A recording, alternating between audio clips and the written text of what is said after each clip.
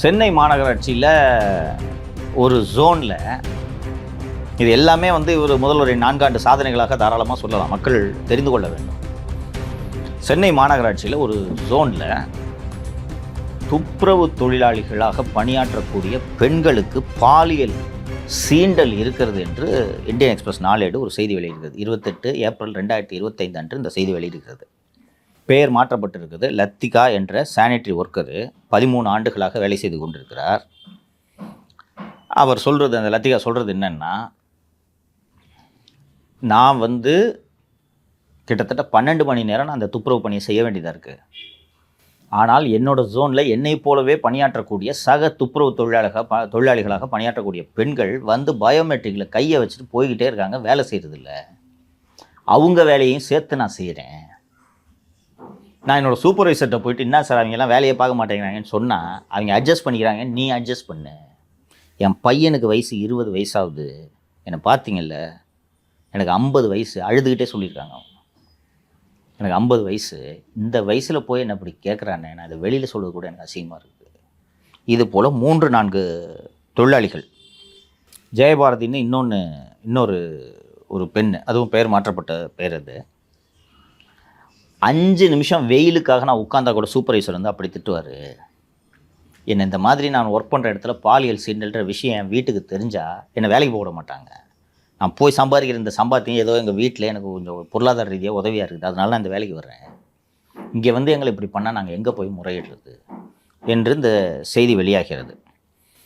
செய்தி வெளியானவுடனே அவசரமாக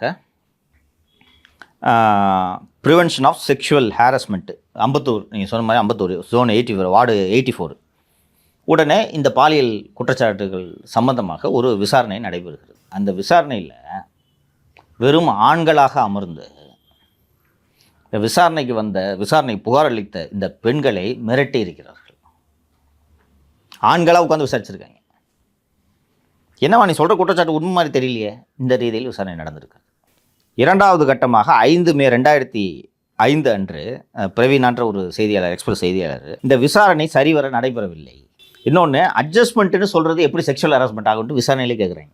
இதற்கு பிறகு இதையும் எக்ஸ்பிரஸ் மே மாதம் செய்தியாக வெளியிடுகிறது. செய்தி வெளியிட்ட பிறகு 4/5/2005 அன்று சென்னை மாநகராட்சி ஆணையர் மாநகராட்சியின் 15 மண்டல உதவி ஆணையர்களுக்கும் ஒரு கடிதத்தை எழுதுகிறார். அந்த கடிதத்தில் சென்னை மாநகராட்சி மண்டலங்களில் பணிபுரியும் பெண்களுக்கு பணியிடத்தில் பாலியல் துன்புறுத்தல்களுக்கு எதிரான இன்டர்னல் கம்ப்ளைண்ட்ஸ் கமிட்டியை ஒவ்வொரு மண்டலத்திற்கும் அமைக்கணும்னு சொல்லிட்டு 4/5/2025 2 எக்ஸ்பிரஸ் ஸ்டோரி வந்த பிறகு கார்ப்பரேஷன் கமிஷனர் கடிதம் எழுதுகிறார்.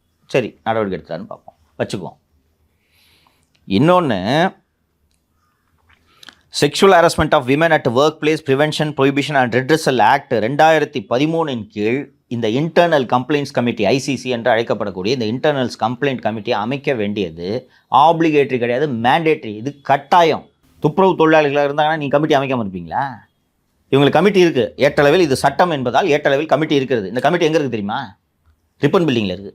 எங்கே? 15 மண்டலங்களுக்கும் சேர்த்து ரிப்பன் பில்டிங்கில் கமிட்டி வச்சுருந்தா யார் இந்த துப்புரவு தொழிலாளிகளை போய் எங்கள் கம்ப்ளைண்ட் கொடுக்க முடியுமா? இந்த தகவல் அவங்களுக்கு தெரியுமா? படிக்காததுனால தானே அவங்க துப்புரவு தொழிலாளி இருக்காங்க.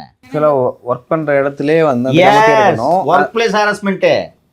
அதே போல அந்த கமிட்டியில ஒரு பெண்ணு தான் தலைவராக இருக்கணும். ஒவ்வொரு குழுவிலும் குறைந்தது 4 உறுப்பினர்கள் இருக்க வேண்டும். அதில் பெண்கள் நலனுக்காக அர்ப்பணிப்புள்ளவர் ஒருவர் இருக்க வேண்டும்.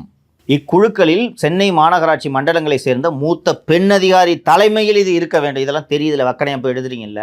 அப்போ பெண்கள் பாதுகாப்புன்னு சொல்லிட்டு இருக்கிறீங்க. இப்போது ஒரு மண்டலங்களில் செக்ஷுவல் ஹராஸ்மெண்ட் ஐசிசி அமைக்கணுன்ற இந்த குறைந்தபட்ச அடிப்படை அறிவு கூட இல்லாமல் தானே நீங்கள் ஆட்சி நடத்தி கொண்டிருக்கிறீர்கள்.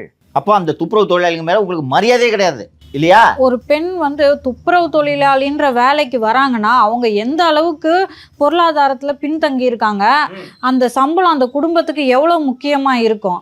அப்படி இருக்கும்போது அந்த வேலையில் இருக்க பெண்களை இவ்வளோ கீழ்த்தரமாக அப்படிதாம்மா இருக்கும் ஒர்க் பிளேஸில். நான் இதை நியாயப்படுத்துறதா சொல்ல, இதை தடுக்கிறது ஒரு அரசோட கடமைன்றேன். நீ ஒரு இண்டிவிஜுவல்கிட்ட போய் அவன் ஏன் இப்படி நடந்துக்கிறான்றது ஆராயிறது நம்ம வேலை கிடையாது. அவன் அப்படி அதெல்லாம் நடக்கும். அதுக்கு தானே இந்த ஆக்ட் கொண்டு வந்திருக்காங்க. நீங்கள் கமிட்டி போட்டிங்கன்னா இந்த பெண்கள் அந்தந்த ஜோனில் கம்ப்ளைண்ட் கொடுத்துருப்பாங்கல்ல, அதுக்காக தானே சட்டம் கொண்டு வந்திருக்காங்க. அவங்க ஏன் நடக்கிறாங்கன்னா ஹீஸ் அன் அனிமல், அது மாதிரி நடக்கிறான். ஒரு ஏழை தொழிலாளி வருது, அதுகிட்ட போய் செக்ஷுவல் ஹராஸ்மெண்ட் பண்றான்னா அவன் எப்படிப்பட்ட இல்ல சார், இப்ப மனிதனாக அந்த சூப்பர்வைசர்? அவங்க வந்து விசாரிச்சாங்கன்னாங்களா, அதுல ஒரு 2 பெண்களை கூட சேர்த்து விடுறதுல உங்களுக்கு என்ன சார் என்ன சிக்கல் சிக்கல் இருக்கு? சொல்லுங்க. ஒரு நாளேட்டில் ஒரு செய்தி வந்திருக்கு, அந்த விசாரணையாவது ப்ராப்பரா நடத்தணுமா இல்லையா? இந்த கமிட்டி எதுக்கு அமைக்கிறாங்கன்னா, 2வது இந்த விசாரணை ஒழுங்காக நடைபெறவில்லை என்ற பிறகு இந்த கமிட்டி. இப்போ இந்த நிர்வாகம் ஓவரால இந்த நிர்வாகம் எப்படிப்பட்ட நிர்வாகமா இருக்குன்னு தெரியுதா? பெண்களுக்கு பாதுகாப்பு இல்லைன்னு நம்ம யாரெல்லாம் சொல்றோமோ அவங்களெல்லாம் பிடிச்சி நீ உன் பொண்டாட்டியை பாத்தியா, உன் அம்மாவை பாத்தியான்றது, உத்தரப்பிரதேசத்துல போன்றது, இந்த மாதிரி வேலைகள்ல தான் ஏன் இந்த ஈடுபடுறீங்க. ஆட்சி ஒழிய வேண்டும் என்று நான் மீண்டும் மீண்டும் சொல்லிக் கொண்டிருக்கேன் தெரியுதா?